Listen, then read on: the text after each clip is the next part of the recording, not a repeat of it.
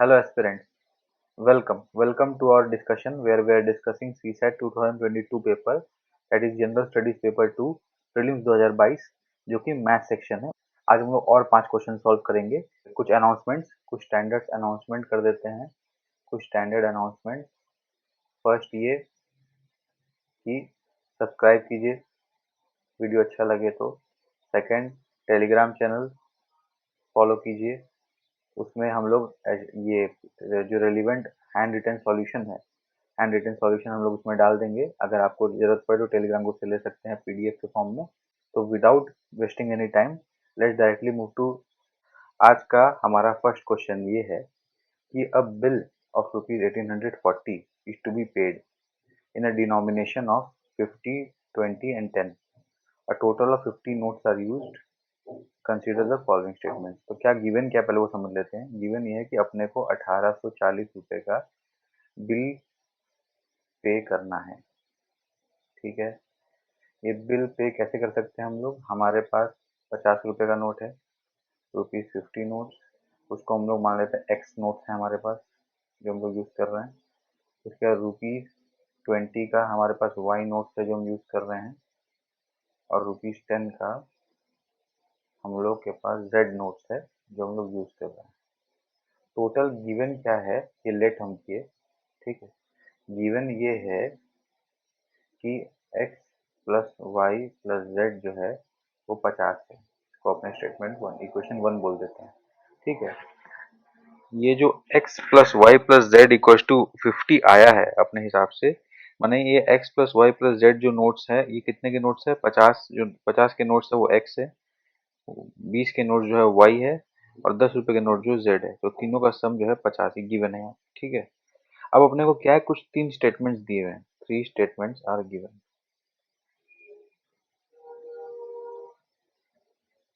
उससे अपने को पता क्या करना है, उससे अपने को ये बताना है कि ये तीनों स्टेटमेंट सही है, ये गलत है, ये कुछ सही है कुछ गलत है। ये है वो 3 स्टेटमेंट्स। ठीक है ना, तो ये अपना क्वेश्चन का डिमांड है। अब देखिए, जो बाकी अपने पास अवेलेबल इंफॉर्मेशन है कि 1840 अपने को पे करना है, उससे अपने पास एक और इक्वेशन बनता है, जिसको हम लोग इक्वेशन 2 बोल सकते हैं। वो इक्वेशन क्या बन रहा है कि अगर 50 रुपए का एक्स नोट है तो अपने 50 रुपए से कितना पैसे पे किए, 50x। ये 50 का नोट से अगर अपने 50 के एक्स नोट को यूज कर रहे हैं तो 50 रुपए से हमने कितना बिल पे किया, 50x। प्लस अगर 20 का नोट y है तो 20y, और 10 का नोट अगर z है तो 10z। ये टोटल जो अमाउंट है ये बिल का अमाउंट होना चाहिए, क्योंकि इसी से तो पैसा भर रहे हैं हम लोग। तो ये हो गया इक्वेशन 2। ठीक है, अब इन दोनों को इक्वेशन, इन दोनों इक्वेशन के थ्रू और ये 3 स्टेटमेंट्स के थ्रू हम लोग को सॉल्व करना है। अब देखिए, हमारे पास एक्स वाई जेड 3 अननोन है, 3 अननोन, और हमारे पास 2 इक्वेशंस है।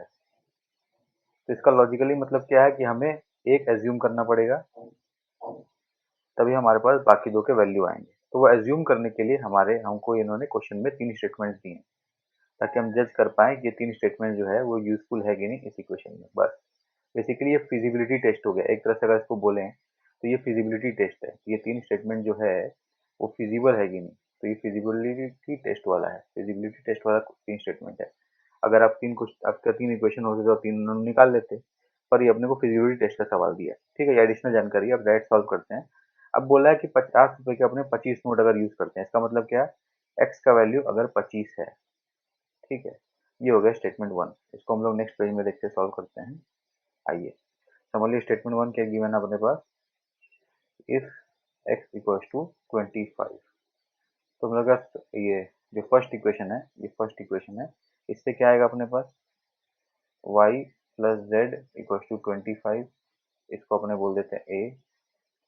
दूसरा क्या आएगा अपने पास, इस इक्वेशन 2 से अपने पास क्या आएगा, इस इक्वेशन 2 से अपने पास आएगा 5, 5 नहीं, अपने पास आएगा 2। Yes, 2y plus z equals to 184 minus 125, यानी कि 59। ये इसको इक्वेशन बी बोल देते हैं। अब ए और बी को सॉल्व करेंगे तो अपने पास क्या आएगा, y इज इक्वल टू 34।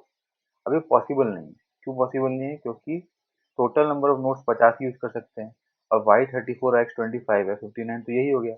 तो ये 50 से ज़्यादा हो रहा है, इसलिए पॉसिबल नहीं है, इसलिए स्टेटमेंट रॉन्ग है। ठीक है, फिर अगला स्टेटमेंट देखते हैं। अगला स्टेटमेंट बोला है 20 रुपये का 35 नोट यूज़ करेंगे अपने। तो अपने आप 20 रुपये का 35 नोट का कंडीशन लेके सॉल्व करने का ट्राई करते हैं। ठीक है, 20 रुपये का 35 नोट, तो गिवन है y इज इक्वल टू 35। ये अपना गिवन कंडीशन नंबर 2। इसका मतलब क्या हुआ? इसका मतलब है फ्रॉम ये इक्वेशन 1 से फिर हम लोग देखेंगे। इसका मतलब x प्लस जेड का वैल्यू कितना है? 15। ये इक्वेशन ए बोलते हैं। फिर हम लोग ये सी बोल लीजिए रेफरेंस के लिए, आप लोग को नोटबुक में कंफ्यूजन ना हो जाए। और फिर एक और इक्वेशन क्या आएगा, जो कि इक्वेशन 2 से आ रहा है अपना। यहाँ से इस इक्वेशन से क्या आएगा? y गिवन अपने को 35, तो अपने पास आएगा 5x plus z is equal to 184 minus 70। इसको अपने डी बोल देते हैं। इन दोनों को सॉल्व करके अपने पास क्या आ रहा है? इन दोनों को सॉल्व करके अपने पास आ रहा है 4x इक्वल टू 99। अगर 4x इक्वल टू 99 आ रहा है अपने पास, तो आप इमेजिन कीजिए, इसका मतलब x फ्रैक्शन में आ रहा है। एक्स फ्रैक्शन में आ रहा है, इसका मतलब हम लोग बोल रहे हैं कि जो 50 रुपये का नोट है वो हम लोग फ्रैक्शन में यूज़ करेंगे, ऐसा पॉसिबल ही नहीं है। तो ये वाला स्टेटमेंट भी गलत है। इसी तरह थर्ड भी आप सॉल्व करोगे ना। थर्ड में गिवन ये है कि ये सेकंड था। थर्ड में गिवन ये है कि z इक्वल्स टू 20। इसको भी यूज़ करेंगे तो आपके पास फ्रैक्शन में आएगा,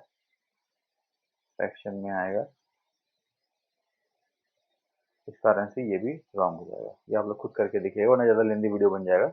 आइडिया सिंपल है, इसका मैं हैंड रिटन सॉल्यूशन डाल दूंगा, अगर आपको डाउट है तो आप उसे समझ सकते हो। इसका मतलब तीनों स्टेटमेंट रॉन्ग आ रहा है। इसका मतलब आंसर क्या हुआ? आंसर डी, क्योंकि यहाँ पूछा what are the not correct. तीनों नॉट करेक्ट, आंसर डी हो गया।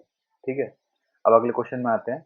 नेक्स्ट क्वेश्चन जो बता रहा है, उसमें बता रहा है विच अमॉन्ग द ये जो गिवन नंबर्स हैं, 4 नंबर गिवन है, इज द स्मॉलेस्ट। अपने को 4 नंबर क्या गिवन है? 2 का पावर 40, 3 का पावर 21, 4 का पावर 18 एंड 8 का पावर 12। अपने को पूछा है इन चारों नंबर में से सबसे छोटा नंबर कौन सा है। तो पहले सिंप्लीफाई कर लेते हैं। देखिए 2 का पावर 40, तो 2 ऐसे मिनिमम नंबर है। 4 का पावर 18 को 2 का पावर में कन्वर्ट कर लेते हैं, फिर क्या आएगा? 4 का power 18 equals to what will come to इस 2 का पावर 2 टाइम्स 18 इक्वल्स टू 2 का power 2 into 18 is equals to 2 का पावर 36। ये जो मैं सिंप्लीफाई किया, ये कुछ स्टूडेंट जिनका मैथ बैकग्राउंड नहीं है उनके लिए सिंप्लीफाई किया, वरना डायरेक्टली भी 2 का पावर 36 लिख सकते हो अगर आप मैथ बैकग्राउंड से हो तो। 8 का पावर 12 में क्या है? 8 का पावर 12 यानी कि 2 क्यूब पावर 12 इसी को 2 का पावर 3 इंटू 12 यानी कि 2 का पावर 36।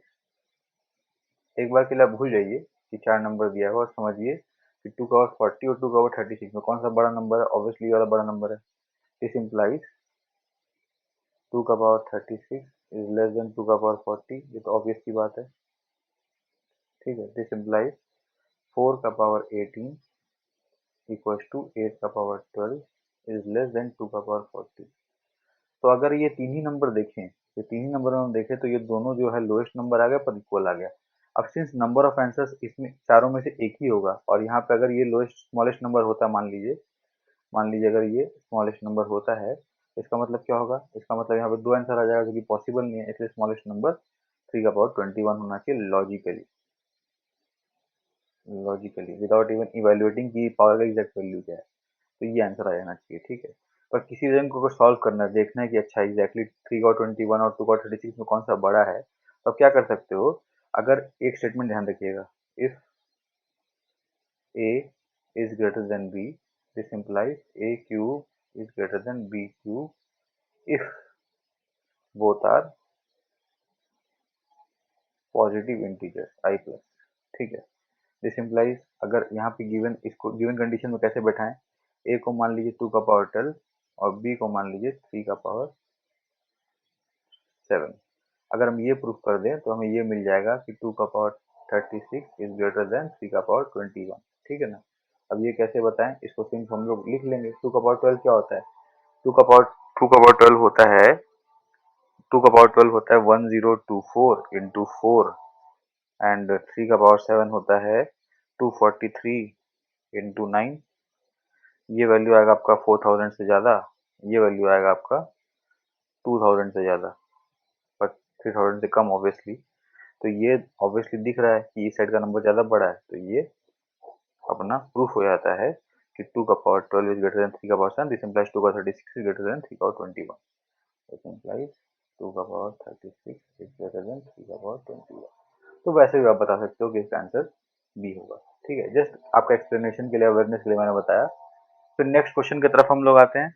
नेक्स्ट क्वेश्चन जो दिया हुआ है, इसमें दिया हुआ है कि how many three digit natural how many three-digit natural numbers without repetition of digits are there such that each digit is odd and number is divisible by 5। इसका मतलब क्या बोला कि मान लीजिए थ्री डिजिट नेचुरल नंबर ऐसा दिखता है, उसमें कंडीशन क्या दिया है कि सारे डिजिट्स ऑड होने चाहिए। तो पॉसिबल नंबर जिनसे नंबर बना होना चाहिए वो क्या हो सकता है, पॉसिबल डिजिट्स, यानी कि अब ये नंबर है थ्री डिजिट नंबर, उसमें पॉसिबल डिजिट्स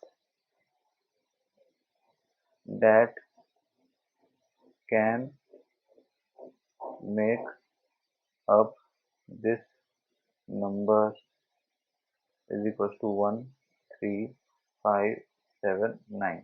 सिंस बोला कि सब ऑड है, ठीक है, तो यहाँ पे पॉसिबल डिजिट आ सकता है 1 3 5 7 9। अब एक और खास बात क्या है, अब एक और खास चीज ये बोला है कि रिपीटेड नहीं हो सकता, नो रिपीटेशन इज अलाउड। इसका मतलब क्या है, रिपीटेशन नहीं हो सकता, इसका मतलब अगर यहाँ वन आ गया तो दोबारा वन दोनों में नहीं आ सकता, वो वाला मतलब इसका। ठीक है, तो ये दूसरा कंडीशन हो गया। अब ये दोनों कंडीशन के बाद एक और तीसरा कंडीशन भी ये दिया है कि जो पूरा नंबर है ये डिविजिबल बाय 5 होना चाहिए, डिविजिबल बाई 5। इसका मतलब क्या है कि लास्ट डिजिट जो है ये या तो ये 5 होना चाहिए या 0 होना चाहिए। अब सिंस खाली ऑड नंबर का बात चल रहा है तो ये तो हट गया कैंसिल, तो ये 5 होना चाहिए। इसका मतलब ये श्योर हो गया हम लोग को कि लास्ट डिजिट 5, ये फाइनल हो गया। अब हम लोग को ये दो बॉक्स भरना है। अब ये दो बॉक्स भरने के लिए पॉसिबल सेट क्या है अपने पास, इसमें खाली 5 हटा दीजिए, 1 3 या 7 9 हो सकता है। ठीक है, अब इस जानकारी के साथ हम लोग सॉल्व करें, यहाँ पे दो बैक्स है और यहाँ 5 6 है, और ये दो बॉक्स को भरने के लिए अपने पास पॉसिबल नंबर्स क्या क्या हैं, तो वो है 1 3 7 9।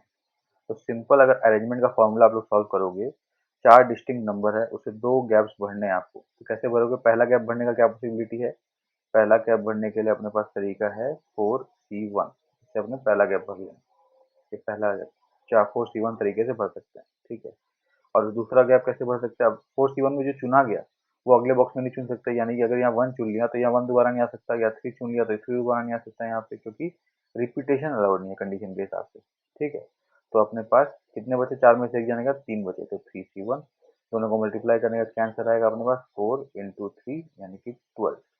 This should be the answer. अब किसी को ये फॉर्मूला समझ में नहीं आया मान लीजिए, तो इसको कैसे सॉल्व करें, यहाँ तो सब कुछ सेम होगा, बस खाली पॉसिबल सॉल्यूशन निकालने में अपने को फॉर्मूला यूज करना पड़ा। तो उसका अरेंजमेंट हम लोग देख लेते हैं कैसे करेंगे। ठीक है, आप लोग के लिए इसके लिए समझ लिए, कई स्टूडेंट को लगा कि ये सब क्या तूफानी है, तो उनके लिए हम लोग अरेंजमेंट यूज कर लेते हैं। चलिए, यहाँ पे तो 5 6 है अपने पास, अपने को ये दो भरना है।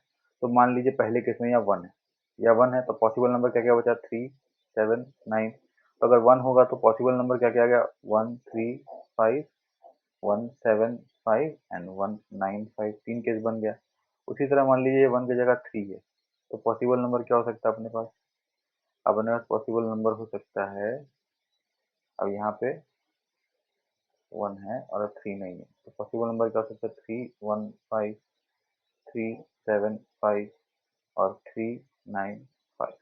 ठीक है, अब मान लीजिए 3 की जगह 7 है यहाँ पे, तो यहाँ पे 7 नहीं हो सकता, अब 3 हो सकता है। तो पॉसिबल नंबर क्या है अपने पास, 7 1 5 7 3 5 7 9 5। ठीक है, अब समझ लीजिए यहाँ पे 7 की जगह 9 है, तो यहाँ पे 9 नहीं हो सकता, बस 7 बच जाएगा यहाँ पे। तो क्या क्या नंबर बन सकता है, 9 1 5 9 3 5 9 7 5। तो तीन तीन तीन 9 नंबर यहाँ हो गया, और पहला 3 नंबर अपने पास ऑलरेडी है, यानी कि 1 3 5 sorry 1 3 5 and 1 7 1 7 5 and 1 9 5। Total number of cases कितना हो गया, 1 2 3, टोटल ये 9, टोटल 12। ये अरेंजमेंट आप खुद से भी प्रैक्टिकली करके देख सकते हो, और एग्जाम में ऐसा लिखने जाओगे तो क्या होगा, टाइम कंज्यूम होगा। इसलिए हम लोग को ये परम्यूटेशन का फॉर्मूला यदि याद रहे कि 4C1 इंटू 3C1 इस केस में, तो इससे आंसर निकल सकता है। आप लोग किसी को परम्यूटेशन का फॉर्मूला नहीं आता और इस कॉन्सेप्ट में इशू आता है तो कमेंट में लिखिए, इस पर वीडियो बना देंगे। ठीक है, अब नेक्स्ट क्वेश्चन पे आते हैं। अगला क्वेश्चन ये बता रहा है कि the increase in price of a certain item was 25%, then the price was decrease by 20% and then again increase by 10%। What is the resultant increase in the price? अब देखिए सीधा सा बात है यहाँ पे, एक सेकंड ना,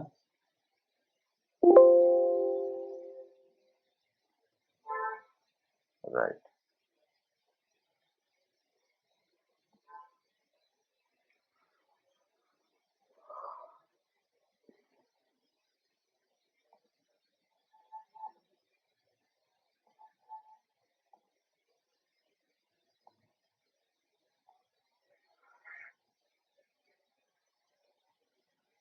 राइट। तो ये हमारे पास गिवन कंडीशन है, तो उसको सॉल्व करने का ट्राई करते हैं। तो सॉल्व करेंगे, देखिए प्राइस को मान लीजिए let initial price be X. अगर इनिशियल प्राइस एक्स है तो अब उसको अपने 25% यदि प्लस कर दिए तो अब कितना हो गया, 1.25x हो गया। अब उसमें हमने 20% घटा दिया तो क्या हो गया, तो 1/5 इंटू 1.25x। अब हम लोग किससे माइनस कर देंगे, 1.25x से। तो क्या बचा हमारे पास, हमारे पास बचा 1x, यानी कि x दोबारा बच गया। अब इसमें हमने 10% फिर बढ़ा दिया तो अब क्या हो गया, 1.1x। ये फ्लो डायग्राम आप ऐसे बना सकते हो, x मान के भी, आप 100 मान के भी स्टार्ट कर सकते हो। मैंने x माना, आप यहाँ पे x की जगह 100 मानोगे तो भी आपका आंसर सही आएगा।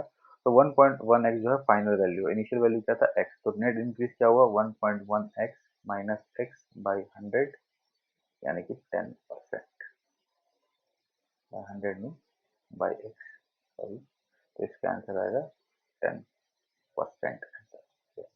ये आप 100 मांगे करते तो पहले 100 था, फिर 25% बढ़ने के बाद 125 हो गया, फिर 20% घटने के बाद फिर 100 हो गया, फिर 10% बढ़ने के बाद फिर 110 हो गया। तो नेट क्या आया, 110 minus 100 by 100, that is again 10%। 10%। तो ये आंसर इस तरीके से भी आ सकता है। दोनों मैंने बता दिया, आपको जो अच्छा लगे आप लोग सॉल्व कर सकते हैं। अब अगला क्वेश्चन ये है कि the letters A, B, C, D, E are arranged in such a way that there are exactly two letters in between A and E. How many such arrangements are possible? तो ऐसा A, B, C, D, E, ये 5 जगह है जहाँ पे अपने को number arrange, letters arrange करना है, A, B, C, D, E। अब इनको कैसे अरेंज करें कि A और E में हमेशा 2 गैप्स रहे। ठीक है, ऐसा भी हो सकता है ना, A और E के बीच में गैप्स का मतलब ये E हो तो यहाँ A हो। ठीक है, दोनों हो सकता है, तो इस चीज को अंडरस्टैंड करते हैं। ठीक है, ये अरेंजमेंट का सवाल है। समझ लीजिए ए का पॉसिबल, ए को पहले हम लोग यहाँ बैठा देते हैं, ई कहाँ बैठ सकता है, यहाँ बैठ सकता है। तो बाकी जो बी सी ई है, बी सी डी है, ये कितने तरीके से अरेंज हो सकता है, तीन चीज या तीन डिस्टिंक्ट चीज को अरेंज करने का तरीका होता है 3 फैक्टोरियल। ठीक है, अब ए और ई आपस में भी इंटरचेंज हो सकते हैं, तो 2 टाइम्स हो जाएगा, तो ये हो गया 12। तो ये ए अगर यहाँ पे है तो 12 अरेंजमेंट ऐसे बन सकते हैं। अब समझ लीजिए यहाँ पे अपने ए को सेकंड पोजीशन में रख देते तो ई कहाँ पे आएगा, यहाँ पे। तो सिमिलरली फिर और नए 12 अरेंजमेंट बन जाएंगे, टोटल हो गया 24। 24 अरेंजमेंट बन रहा है। अब ए को हम समझ लीजिए और कहीं रखते हैं, ए को यदि हम यहाँ रखें तो ई कहाँ रखेंगे, ए कहीं नहीं रख सकते, क्योंकि मिनिमम गैप 2 स्पेस होना चाहिए, जो कि हो ही नहीं पा रहा है। तो फिर यहाँ पे ए नहीं हो सकता, ए को यहाँ रखेंगे तो ए और ई में फिर गैप अगर 2 रखेंगे तो ई यहाँ पे आ जाएगा। ये वाला जो कंडीशन है ये हम लोग फर्स्ट केस में ऑलरेडी कंसिडर कर चुके हैं, तभी तुमने 2 टाइम्स लिखा था। तो ये वाला अब जरूरत नहीं करने का, तो ये हट गया। अब समझ लीजिए फिर हम लोग ए यहाँ रखते हैं तो पॉसिबल ई कहाँ पे आ सकता है, यहाँ पे आ सकता है। ये वाला केस हम लोग ने सेकंड वाले केस में कंसिडर कर लिया, यहाँ पे कंसिडर कर लिया था हम लोगों ने 12 में, तो ये दोबारा करने की जरूरत नहीं है। तो ये टोटल नंबर ऑफ केस आ गया अपना 24। This is the answer. I hope समझ में आया। तो this was it about today, बाकी हम लोग नेक्स्ट सेशन में करेंगे। तब तक के लिए बेस्ट विशेष, पढ़ते रहिए, एंजॉय कीजिए, और कोई डाउट तो कमेंट में डालिए, हम लोग जरूर उस पर कोई ना कोई वीडियो जरूर लेके आएंगे। ठीक है, अगर आपको ये इनिशिएटिव अच्छा लगे तो चैनल सब्सक्राइब कीजिए, यूपीएससी जनरल स्टडीज, और ऐसी इसी तरह और वीडियोस के लिए from reading content from UPSC expert, please stay to us, follow our initiative. तब तक के लिए बेस्ट विशेष फॉर एग्जामिनेशन, मस्त पढ़ते रहिए, एंजॉय कीजिए, बाय बाय।